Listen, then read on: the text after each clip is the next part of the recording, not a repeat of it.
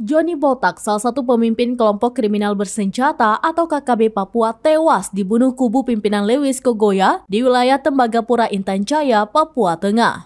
Johnny Botak dibunuh bersama dengan 2 orang anak buahnya karena dituduh sebagai mata-mata. Kapolda Papua Irjen Pol Matius Fakiri mengatakan bahwa Johnny Botak ditangkap, dianiaya, dan ditembak pada hari Senin 24 April 2023 di Intan Jaya. Johnny Botak merupakan pemimpin KKB dan masuk dalam daftar pencarian orang atau DPO. Ia sering membunuh warga sipil dan aparat keamanan.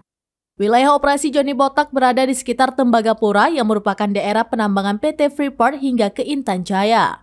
Sebelum dibunuh, Johnny Botak mencoba untuk masuk ke Tembagapura, namun aparat keamanan sudah membangun pos-pos di titik-titik yang diduga sebagai jalan setapak yang digunakan KKB untuk masuk ke Tembagapura. Sebelumnya, KKB Papua pimpinan Johnny Botak dan Lewis Kogoya terlibat pertengkaran. Pertengkaran berakhir dengan aksi baku tembak di Kampung Julukoma, Papua Tengah pada Kamis 20 April 2023. Kepala Operasi Damai Chartens 2023, Kombes Faizal Ramadhani mengatakan kejadian tersebut melibatkan 2 KKB yang berseteru. Perseteruan itu diakibatkan aksi penembakan pesawat yang mengakibatkan layanan penerbangan di wilayah tersebut dihentikan untuk sementara.